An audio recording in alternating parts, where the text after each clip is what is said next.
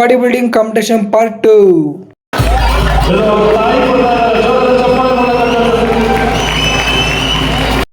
S, pre judging ಎಲ್ಲ ಮುಗೀತು. Pre judging ಆದಮೇಲೆ ಟಾಪ್ 5 ಸೆಲೆಕ್ಷನ್ ಅದೇ ಟಾಪ್ 5ಗೂ ಬಂದೆ. ಮತ್ತೆ ಪೋಸಿಂಗ್ ಎಲ್ಲ ಕೇಳ್ತಾ ಹೋದ್ರು ಜಡ್ಜಸ್ಗಳು. ಅವ್ರಿಗೆ ಯಾವ ರೀತಿ ಸಖತ್ ಎಕ್ಸ್ಪೋಸ್ ಮಾಡ್ತಾ ಹೋದೆ ಪೋಸಿಂಗ್ನ. ನಾನು ಮೇನ್ ಫಿಸಿಕಲ್ಲಿ ತುಂಬ ಡಿಪೆಂಡರ್ ಆಗಿ ಅಷ್ಟು ಟಕ್ಕರ್ ಕೊಡ್ತಾ ಇದ್ದೆ ಅಲ್ಲಿ ಸ್ಟೇಜ್ ಮೇಲೆ. ಕ್ರೌಡ್ ಅಂತೂ ಹೆವಿ ಸಪೋರ್ಟ್ ಮಾಡ್ತಾಯಿದ್ರು ನನಗೆ. ಅದಾದಮೇಲೆ ಸ್ಟೇಜ್ ಎಲ್ಲ ಮುಗೀತು. ರಿಸಲ್ಟ್ ಆಮೇಲೆ ಅನೌನ್ಸ್ ಮಾಡ್ತೀವಿ ಅಂತ ಅಂದರು. ನಾನು ಸ್ಟೇಜಿಂದ ಬಂದೆ. ಹೊರ ಬರ್ತಿದ್ದಂಗೆ ಕ್ರೌಡ್ ಅಂತೂ ಜನ ಅಂತೂ ನನಗೆ ಬಂದು ಅಷ್ಟು ಅಪ್ರಿಷಿಯೇಟ್ ಮಾಡ್ತಾಯಿದ್ರು. ತುಂಬ ಚೆನ್ನಾಗಿ ಮಾಡಿದ್ರು ಬ್ರೋ, ತುಂಬ ಚೆನ್ನಾಗಿ ಮಾಡಿದ್ರಿ ಅಂತ. ತುಂಬ ಖುಷಿ ಆಯಿತು ಅದನ್ನು ಕೇಳಿ. ಮತ್ತು ಪಂಪಿಂಗ್ ಎಲ್ಲ ಮಾಡ್ಕೊಂಡ್ಬಿಟ್ಟೆ. ಇನ್ನೇನು ರಿಸಲ್ಟ್ ಅನೌನ್ಸ್ ಆಗ್ತಾ ಹೋಯ್ತು. ರಿಸಲ್ಟ್ ಅನೌನ್ಸ್ ಆಯಿತು.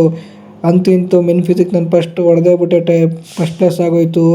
ಇಷ್ಟು ದಿವಸ ತುಂಬ ಕಷ್ಟಪಟ್ಟಿದ್ದಕ್ಕೂ ಸಾರ್ಥಕ ಆಯಿತು. ಫಸ್ಟ್ ಪ್ಲೇಸ್ ಆಯಿತು ಮೆನ್ ಫಿಸಿಕಲ್ಲಿ. ತುಂಬ ಖುಷಿ ಆಯಿತು ನನಗೆ. ಶಾಕ್ ಆಗೋಯಿತು, ಏನು ಮಾಡೋದು ಅಂತ ಗೊತ್ತಾಗಲಿಲ್ಲ.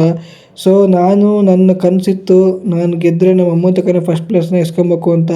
ಸೊ ಆ ಫಸ್ಟ್ ಪ್ರೈಸ್ನ ನಮ್ಮ ಅಮ್ಮನ ಕೈಯಲ್ಲೇ ಇಸ್ಕೊಂಡೆ ನಾನು. ಅದಂತೂ ನನಗೆ ಇದು ಬೆಸ್ಟ್ ಮೆಮೊರಬಲ್ ಮೂಮೆಂಟ್ ಅಂತ ಹೇಳ್ತೀನಿ ನನ್ನ ಲೈಫಲ್ಲಿ. ಅದು ಏನೋ ದೇವರ ಆಶೀರ್ವಾದ, ಭಗವಂತನ ಆಶೀರ್ವಾದ. ತುಂಬ ಖುಷಿ ಆಯಿತು. ನೆಕ್ಸ್ಟ್ ಟೈಟಲ್ಗೆ ಕರೆದ್ರು ಕಾಂಪಿಟೇಷನ್ನ. ಸೊ ಹಂಗಾಗಿ ಟೈಟಲ್ಗೆ ಕಾಂಪಿಟೇಷನ್ ಸ್ಟೇಜ್ ಮೇಲೆ ಹೋದೆ.